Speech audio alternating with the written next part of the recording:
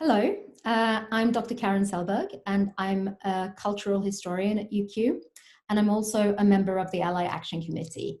And today I have a wonderful treat in store for you.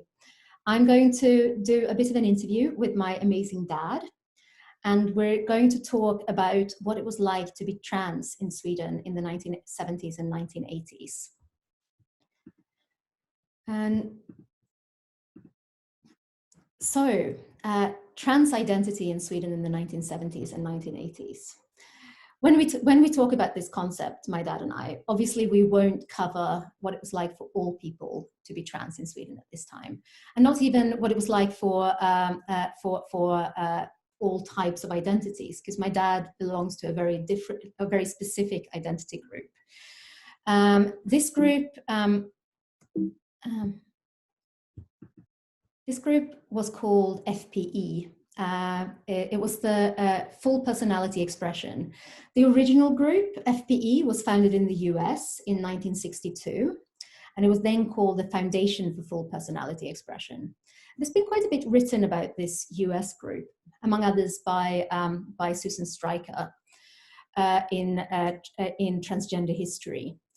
It's an interesting group because they really led the way to a load of other community groups of trans people over in the US, but it also branched out to other countries.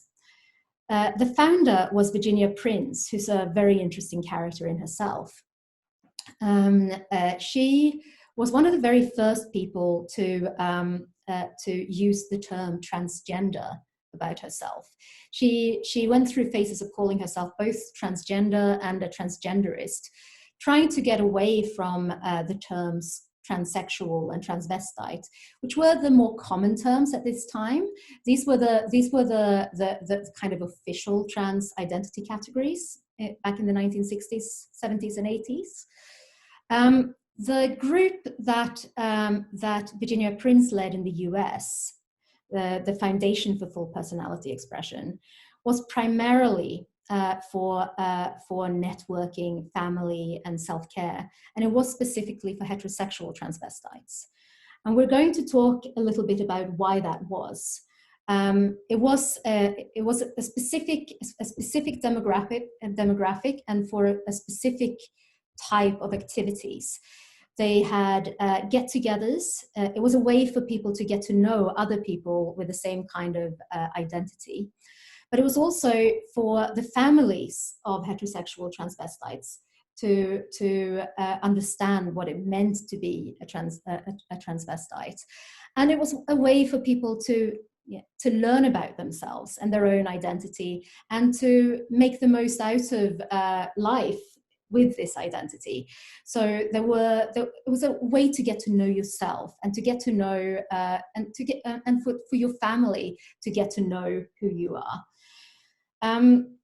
As I said, there were quite a few FPE groups formed in other countries as well, and Sweden was one of these countries. The FPE Northern Europe, as it was called, was founded in 1966. And this was primarily for the Nordic countries, for Scandinavia. So for Norway, Denmark, and Sweden. But the Swedish group later broke away from the larger Nordic FPE group, and they came to be called FPE Sweden, or FPE-NE. This group also organized meetings and parties, and it was also a networking and community group. But they also ran workshops and seminars. And among others, Virginia Prince herself came over in 1996, and they also had other eminent visitors, and they had groups coming in to give them makeup lessons, to learn about different kind of things and activities that you may want to kind of take up and be part of. Dad will talk a lot more about this in a little bit. The other thing they did was hold research seminars, and they participated in research. So many of the members of FPE became part of larger research projects, including Dad. And they participated in political action from about the 1980s onwards. and this by the 2000s, this actually became an official. FPE became an official consultation body to the Swedish Parliament. So whenever the Swedish Parliament has gone through legislation for trans people, they've consulted with FPE and other trans groups in Sweden in order to get it right. So the Swedish FPE became a lot more, much larger than the American version that actually didn't run for very long. And it also had a larger reach in society because you've had the opportunity to effect some real change, both through research and through politics. Would you like to add anything to this, Dad? I think it's rather complete, really. We could add perhaps that the reason for putting the heterosexual transvestism, not including the homosexual transvestites, is that we were especially aiming at family people, and that what had in interest to include also the wives and the partners in our interest group, really. They were not parts of the FPE, but they were welcome to come in our gatherings and participate in our seminars and things like that. So, and we didn't, we were explicitly keen not to emphasize that it was not a group for sexual intercourse between the members. It was just for ventilating our main interests, really.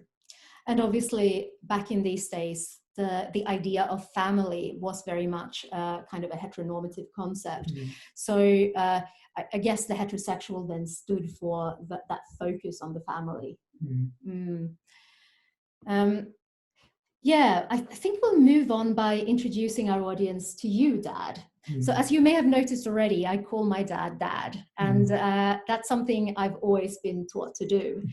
My dad, when you're in your female, when you are your female self, your female personality, Dad wants to be called she, but still Dad, because that's your relationship to me. You're still my dad, even if you're the feminine version. And perhaps if we meet in a restaurant, you should not say Dad too. Well, you could do it, but yeah. Nowadays it's quite all right. Maybe not in the 1960s. No, not at that time. So Dad joined FPE Northern Europe in 1971. And you see the name here, Marianne Berg. Marianne Berg is the Swedish pronunciation. That is Dad's trans name. And we're going to talk a little bit more about the way you adopted kind of your feminine persona in this group.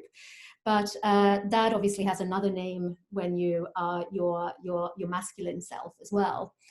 So Dad joined FPE-NE in 1971 when you were already 40 years old. Mm-hmm. And by that time, so Dad's been married twice and he's got 6 children. My sister and I were not born yet at this time, but Dad had already, you'd already got divorced from your first wife at this point. I was not divorced in 71, it was divorced in 73. I was separated, we had separated and were just on hold so to see if we should get divorced or not. Mm. So I could put my female persona in more into the real society than what I could do before that time. And maybe we will get to that as well, the way it actually worked with your family there, because I'm going to ask Dad to tell us a little bit about your story, how you came to terms with your identity and who you realized who you were. Well, I was already before I was in my teenage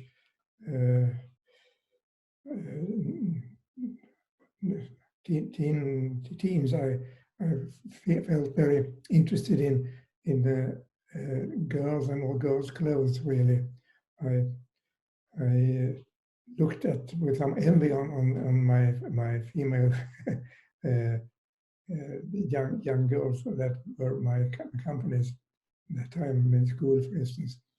And also, I didn't try any clothes before about when I was, say, 12, 13 years old. Then I tried some of my mother's underwear when she was away and I was alone home, which is a very typical way for transvestites to start their experience, really. It was not a very, shall I say, satisfying way of expressing my transvestism, but it was only the only way I could do it. I didn't tell anybody that I had those feelings, really. It was quite kept to myself. But I'm not ashamed of it. I was just aware of it, that you should not put it out in the open, really. It's something you don't talk about. Yeah. Yeah. So when did you realize that what you were feeling and what you were doing could be thought of as an identity or as transvestism? I think I found that in the later teens, when I was, say, 16, 17, I found some books where I could read from what has been done in the European community about transvestism, really in Germany especially, I think. And I also later, when I was in the 50s, I read about Christine Jorgensen. Naturally, it was quite a revelation that you could even not only be a transvestite, you could change your gender, your sexual identity like that. I think I was playing with the idea of doing that, but it was never really in it, really. And I was also... I should just add here just that Christine Jorgensen is often known as the first person who successfully underwent sex reassignment surgery in the US. And there were big headlines where it said, G.I. Joe becomes blonde bombshell. It was actually quite a big story. And Christine Jorgensen ended up becoming a Hollywood star afterwards because she got so much media attention from this. Please go on, Dad. Why was I now? You were saying, yeah. Yes. You were saying then later, after the Christian Jorgensen kind of realizing, thinking about. Yes. So I thought I had a kind of feminine persona in me too, but I had not adopted any female name, really. I was just thinking of myself as somewhat a person with two different personalities, or two inherent personalities. Which then at that time perhaps I could not unite my two personalities in one person, because it was just some hidden part of me that I didn't put out in the open. So that had to wait until I came into the FPE unity, where I could meet other persons and put out my female part into the society more or less, and meet other persons. That made me feel liberated in some way, and then I could unite my two parts, really. So I, with one person with two different sides, really. And that was a bit of a problem for you in your first marriage as well, right? That you had such different sides. Yes, I was in my teens. I was really afraid that I would never be able to marry and be an ordinary family father. But I met my first wife really in Paris, and we married, and she knew that I told her in the beginning who I was, but I don't think that she really realized what it meant. So I didn't hide it from her, but I didn't put it open in my marriage. I just kept my clothes in a hidden place, and I only took them out in the night and when I was alone. So I didn't include her in my transvestism because she was accepting it, but she was not very keen or very glad over it, I think. And then you joined FPE, and I know you've told me before so beautifully about how you actually found this group of transvestites or other people like you, and what it was like when you first met them, and how you got into this crowd. Yes, I found the ads in the paper, in newspapers. What did the ads say again? Those ads in the newspapers. They were just saying that we have a club or an organization for men wanting to be clothed, get into female clothes. But it was, in principle, it was also for naturally for girls wanting to be men, but it was not any people, not at that time anyhow. They were not interested in going to such kind of organizations.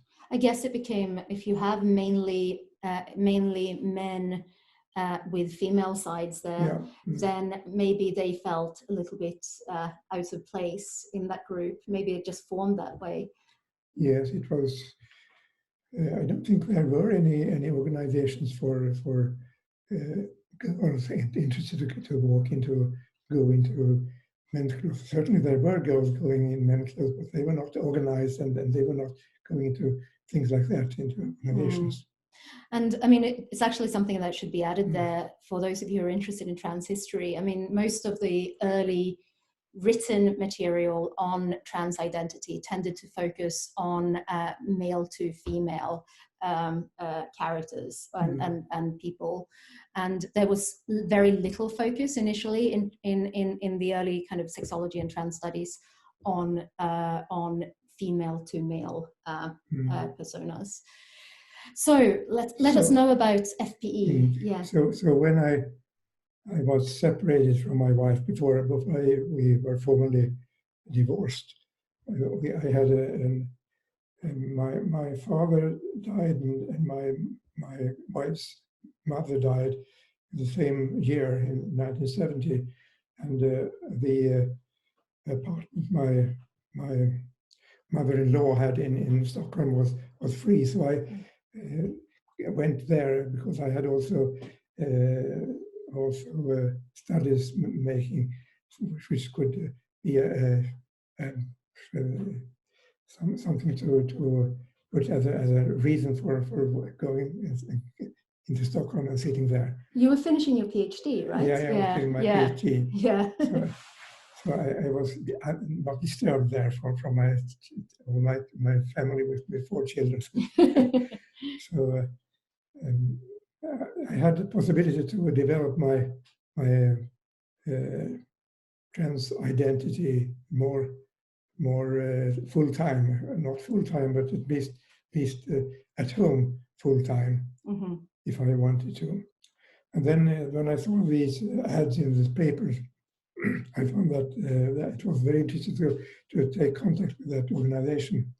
So I answered the ads and met to meet Annette Hall, which you can see in the PowerPoint here, who was the founder of the Swedish FPE-NE at an apartment in Stockholm, where she had a small apartment where she had her clothes and things like that. And I went there as a man, and she was there as a man when I met her.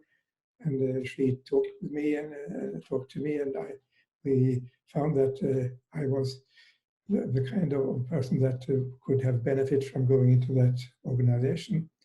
And then she left that apartment when she had changed into female clothes And I went with my as I get there, with a feeling that it was very, very special that she could walk out of the apartment direct as a female.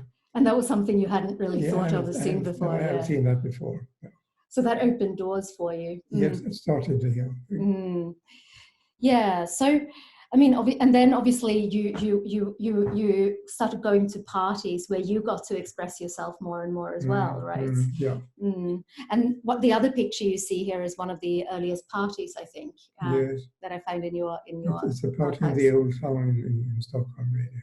Is that in that apartment that Annette Hall had? It's another apartment. It was not an apartment for our organization. It was a friend of our organization that had that apartment. So there were several apartments in Stockholm where you could, yeah, there were kind of different spaces to go to. Yeah, we're going to get to that also. There were some particular clubs in Stockholm that were friendly to trans people at this time. But obviously it was a time where it was more difficult to move around and to walk out of an apartment as dressed in women's clothes would have been quite controversial. No, you could do that, but it was not. If you were spotted by people, you could be afraid of being harassed. But it wasn't illegal at this time in Sweden, right? No, it was not. It was not anything you could get in jail for.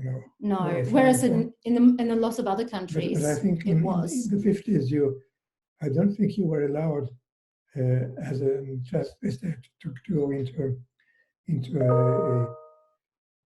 what happened here? No, it's just the computer. Yeah, to go into a toilet for ladies, really, and not due to that. It was thought as perhaps going too far. Whereas it's actually still quite hard to go into the bathroom, the ladies' bathroom in a lot of countries. Sweden is quite open-minded now when it comes to those kind of trans issues and trans rights. But as our listeners will know, it's still not entirely easy in Australia. So I thought we'd hone in a little bit on this idea of the heterosexual transvestite. Why was this community specifically for the heterosexual and specifically for transvestites? Why not? Why not trans, like other kind of trans people, transsexuals? It was there because we thought at that time that we had very different problems and different interests, really, than that we were a minority birth, but we were so different in our life situations. So therefore, we thought that it was interesting to have a special organization for us. That has changed, and now FPE in Sweden is for all trans people, for transsexuals, transgender, transvestites, all kind of people, and heterosexual, homosexual. That doesn't make any difference. So now we are not that. It was quite different in the 50s, 70s, and 80s. And that's usually when people write about FPE in history. That's usually what they consider to be the problem with this group, was that it's been said that it was kind of a heteronormatization of trans identity. And to an extent, I think the American group was. But if you actually look at the life of Virginia Prince, Virginia Prince ended up not quite following. Virginia Prince stopped identifying as a transvestite herself and started referring to herself as transgender, and she also had. She also went away a little bit from the kind of initial ideals of the group, and I think this. I don't think the fact that the focus was on heterosexuals wasn't necessarily because you wanted to normatize, right? It was more because you wanted to invite the family into this crowd. And at that time, families were normally the same as a man and wife, not as a couple of, let's say, same gender. And it was the fact that that you wanted to keep it open to the wives as well. You wanted this to be a space where everyone could come together. And so it wasn't so much that you wanted to exclude people as the fact that you wanted to be welcoming to some of them. Include also the families. Yeah, yeah. And I think that's a really important thing to note. And it's one of the things that I'm focusing on in my book on this group, because sometimes this kind of terminology, when we look at it afterwards, sounds very, it sounds very kind of heteronormative. And I mean, obviously there is a heteronormative angle to it, but it doesn't necessarily mean that it was a kind of a normative force in society, because the group was aiming for different things.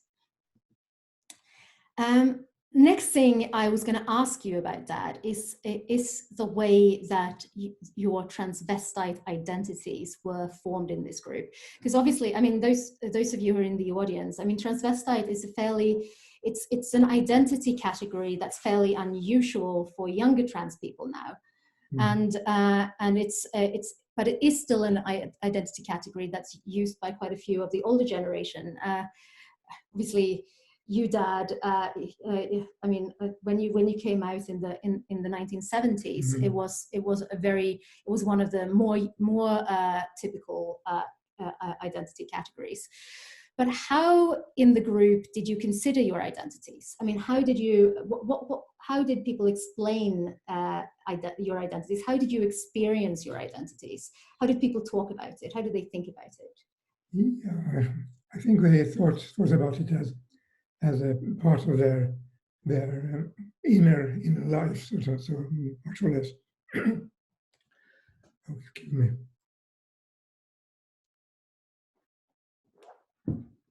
And not only just a surface, a female surface, but also part of their inner life, really.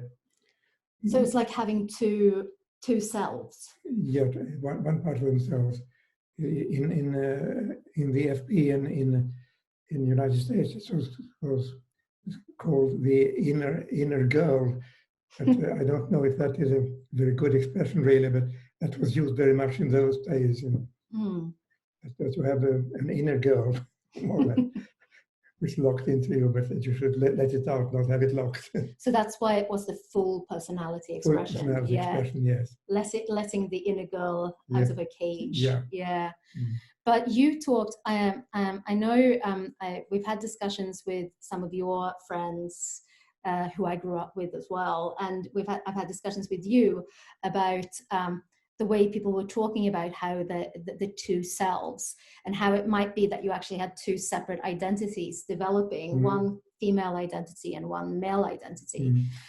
And how did people talk about that? How did they think about this? Did people agree with this? Was this how people saw themselves? Yeah, I think that was different. Some people thought of two different persons, one when they were close as men and one as girls, and other found it not as different. For me, it was more that the more I expressed myself socially towards the outer world, I found those two sides united in. It was just one person, but it was my person that looked like that. I could change clothes, like I could go out for say having some sports in one clothes and going to a ball in another clothes, and other clothes could be also changed for the female clothes.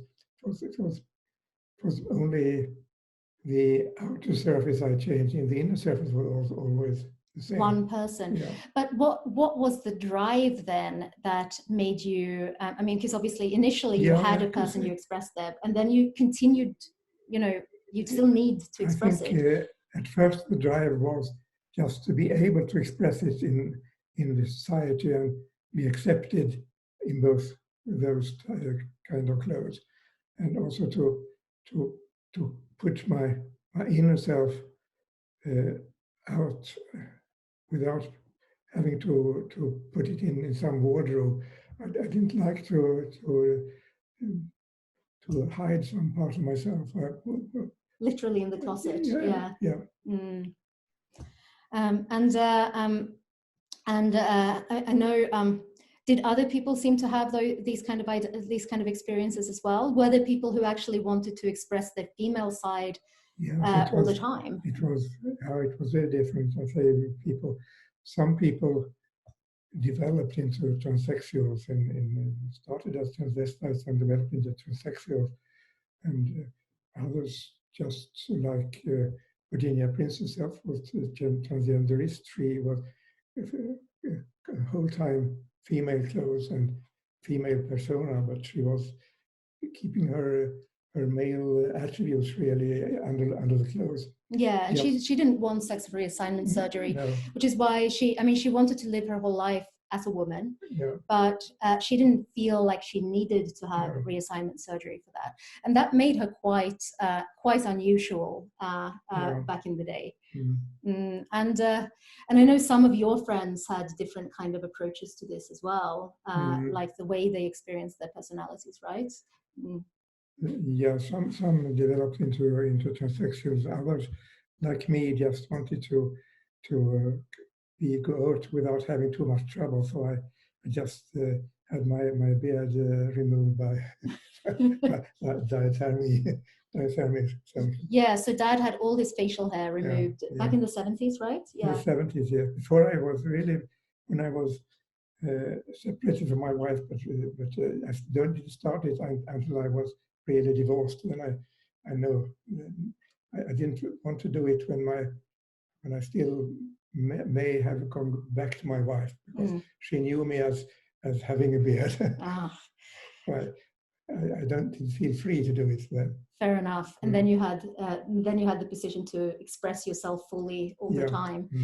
So the pictures you see here in the background, one of them is from one of the little makeup parties that you had at FPE. And it was kind of like a makeup school. You had a makeup artist come and teach you. Yes, it was. She was a makeup artist, and really for Ellenbetrix in Sweden, the main. The beauticians, cosmetics. Beautician from that. So she was a friend of our community, really. Well, you were probably very good customers too. Yes. So she arranged these makeup parties like that one you can see on the picture here. The other picture is one of Dad's absolute favorite photos, because it's double exposed. So you can actually see, you can see one thing in the first layer and another thing in the back layer. And there's also a little seahorse there. Yeah. And do you want to tell us why you really like the seahorse in that accidental photo? Yeah, the seahorse has two different sexes, really changes sex in throughout life. Yeah. So it's perfect. It's clearly fate. It's interesting to mention here, like with the beauticians coming to do a workshop with you guys. There were also very particular. There were particular clubs you went to where you knew you were welcome. There was a place called Typiska Muren in Stockholm. It's a bar where your group was welcome. And there were also special shops where they welcomed your group. In principle, you could go to any shop, because the shops are interested only to sell things. They are not interested to try to scare people away. And it was legal in Sweden. There was some shops that were especially advertising in our small pamphlets we had, so we could go there. And did you have some of those shops in Stockholm as well? Yes. Yeah, because I know you went shopping down in Europe too. Yeah, in Denmark and Sweden, Stockholm, and Gothenburg, and Malmö, and so they were all over the place. Yeah, that's really interesting. So this takes us to your trips you went on, and it's always wonderful to see your photographs from your trips, because they're really kind of little identity journeys. I think you've expressed it as a way for you to kind of get to know your female self, and maybe you want to tell us a little bit about these trips you made and where you went. Yeah. And the first trip I made was in just going by car my own car down to southern Sweden, where we had a place where we had staying for a weekend, and where we were welcome. We were the only people there. It was just outside a small small village in southern Sweden. So that was the first time I was really felt free to express myself. When I went back in my car from that, I went there clothes in my female clothes. When I went back, I was just really, my tears were falling down. I was feeling free. But then we also made several gatherings down in, for instance, in Denmark.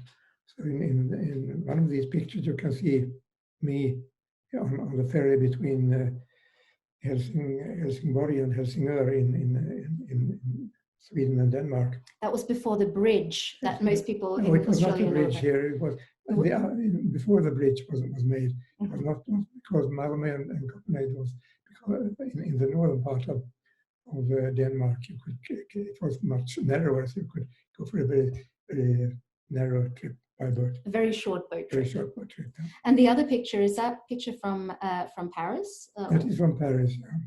And you traveled in Paris and in Holland as well, right? In in Holland I was not close. Oh, okay. No. Okay, yeah. No, but you made a trip down to Paris as your female self. No, not as a female. I went down there as male, and I went to a hotel which we knew was friendly to our people. So there I could dress as a female and be there all the time as a female for a couple of days. And I met friends down in France, which we had also met up in Sweden before. And you've always told me about the very, very annoying experience you had on top of the Eiffel Tower. Yeah. Dad went up to the top of the Eiffel Tower as his female self. Yeah. Do you want to tell us the story? And I was approached by a photographer which took a picture of me in Ashland, and I had nothing against it. And when I paid for the picture, he said, "Thank you, Monsieur." Oh. Yeah, I said, "You should not address me Monsieur, you should address Madame when I'm like this." Yes, yes. And so he certainly accepted me, but he as the French people always put Monsieur, Madame after when they say something, and he was not thinking of what he was saying. Really. Yeah. So you got misgendered there. Yeah. I didn't like that. No. But Paris was known as one of the places that was quite friendly towards trans and gay people in these days, right? In Paris, it was not really allowed to go walk around as a transvestite. You should really have a passport for. And we're actually going to get to that. Dad, you had to go and have this passport made. I got a special place where you could get a passport for so-called hormonally disturbed people. Hormonally disturbed people, but yeah. So you're certified hormonally disturbed. Yes. I didn't think I was, but but you needed this to walk around. I needed that Paris. to be able to walk around, and just to try if it was quite safe. I walked around the Palace of Justice a couple of rounds to see if. But you were holding on to your passport as you were doing that. No, I have my passport in my bag, but yeah. Nothing happened really. No. But it's interesting because when you read the kind of trans history in Europe at this time, there's a lot of people did go to Paris because it was known for its clubs, it was known for its shops, but at the same time there was this official layer of kind of regulations and discrimination, even though the crowd was still drawn to this place kind of unofficially. Yeah, no, I think this is a very interesting artifact from that time. Yeah. It's not a lot of people who are certified hormonally disturbed. Yeah.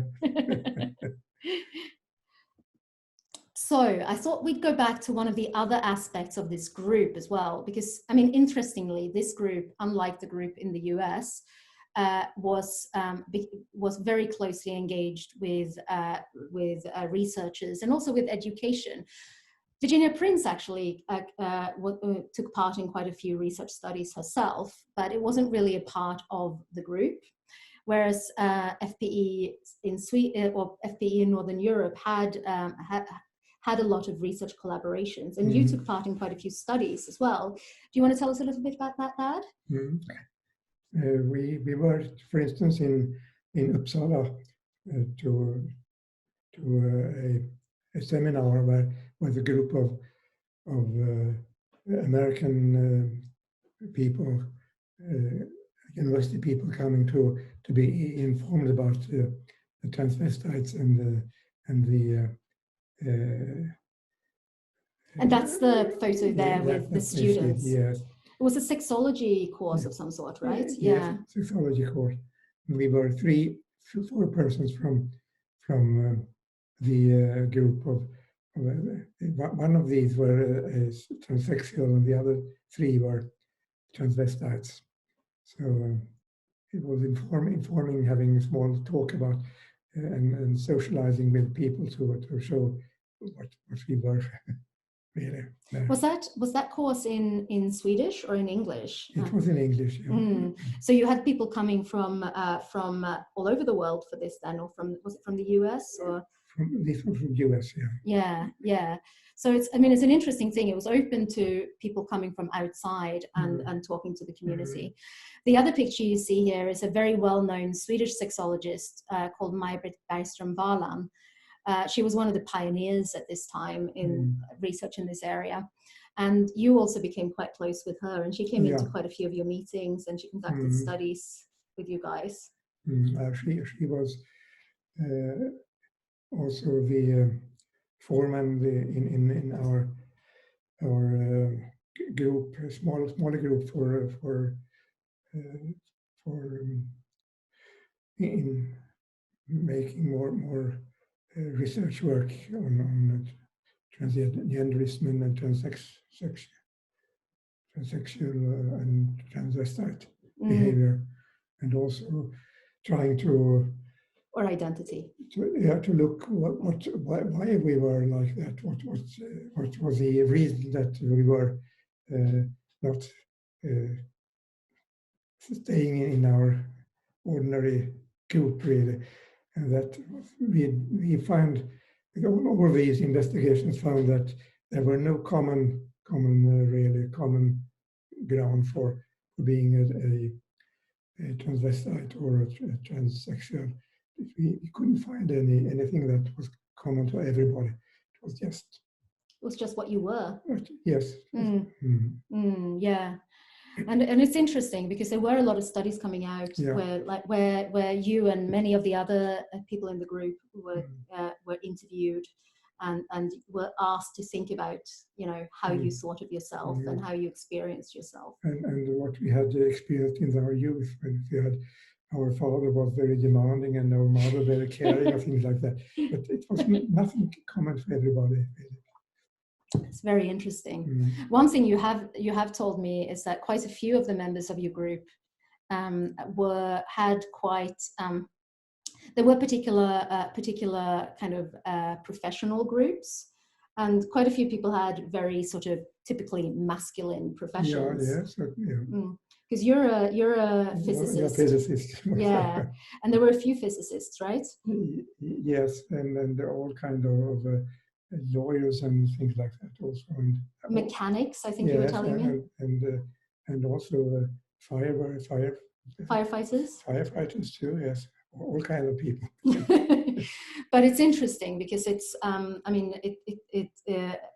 the fact that there were quite a few people who seemed to have been drawn to a kind of a rather masculine profession, even though today obviously that's seen as less masculine. Were just trying to find their mail safe not, so they overdid it perhaps to go into the maximum.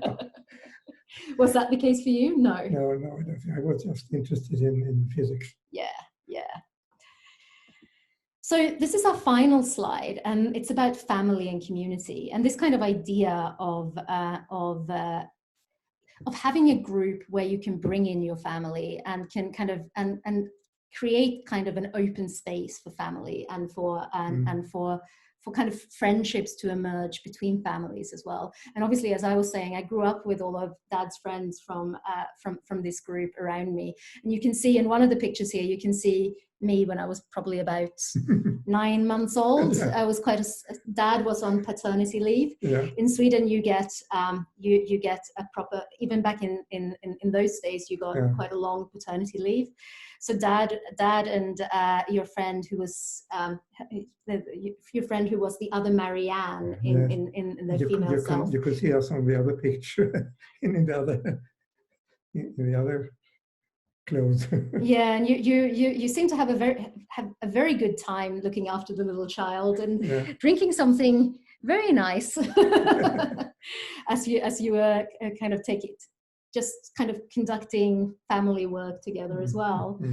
And I don't know, would you like to tell us a little bit about like what you got out of this side of the community, the fact that you got this support for the family? And I mean, was this one of the reasons why you managed to bring the two selves together, why you managed to become one person who you felt you could express all the time? And I could put it out in the open and have people around me accepting me as I was. That was certainly a part of my own acceptance of myself. You were saying, we mentioned earlier that Dad has a kind of a feminine name, so Marianne Berg, and this other friend we see here was your best friend, Marianne Lind. It was the two Mariannes. It was just a coincidence. Marianne Lind has her name before me. she was even older in the group, and I came there already 3 years before me. So she was your big sister. Yeah. But interestingly, this was a part of the group, because you were saying you didn't actually have a female name before you joined the group. No. But this was part of you should put a name there. You are not so if you didn't like to do it, you could do it. But it was preferred if you had a female name there. And that was kind of the idea of having a different personality, right? A different identity. And there was quite a bit of, some of the research that was done with your group was by another researcher called Sam Larsson. What university was he at again? What university was he at? At that time, he was in Sweden, in the Swedish Högskolan. So it's Stockholm. University of Sweden, or Stockholm, The Stockholm University. So he's another city now as a professor now. Yeah, and he was one of the people who often joined your meetings and conducted a lot of research with your group. And he worked a lot on this idea of the dual personality. And obviously, the big question here becomes, okay, maybe you can see a dual personality here, but a lot of that dual personality also came from the way the group was constructed, because you were instructed when you joined the group to take a different name, and it was maybe something that was structural as well as, you know, like part of your inner identity. I have one rather funny incident that happened. We had a member, which really was Dutch people. She was, as a male, she was a professor in law, and she came to Sweden once to talk and in his male persona at the University of Uppsala with other professors there, and there was a professor in law there, and they met in a party we had in a small gathering. They didn't know they met in as girls in a party we had, both of them. the one Swedish professor and the other the Dutch professor. And they'd met as academics before at the conference, yeah. So So suddenly they got to know the other the other side of their Yeah. personality. Just funny. That's really funny. And obviously that they probably became friends for life after that, I would imagine. Yeah. And I guess the friends that you developed through these groups were really friends for life as well, and very special friends, like Marianne Lind, was very special to you. Yes, I could open oneself more towards those friends because we had no hidden side there. Yeah, and obviously they became very close friends to the family as well. And all of my favorite uncles and aunties when I was a kid were all members of your group as well, and we had such a great time together. Yeah, I think we're going to finish there. Dad, is there something you'd like to add before we say goodbye to our audience? No, I think it's quite all right now. Yeah, we're going to give you some rest now after opening yourself up to us so generously. Thank you, Dad. You're welcome. And thank you to everyone who's listening. As I was saying, obviously this is one person's experience of trans identity in the 1970s and 80s, and it's not what everyone experienced at this time. But what's really lovely is that for my father, this was a very positive experience. You never really experienced any violence or any harassment. I never threw my things away, but many people do that when they are feeling low. They throw their things away. I think that they should stop with it.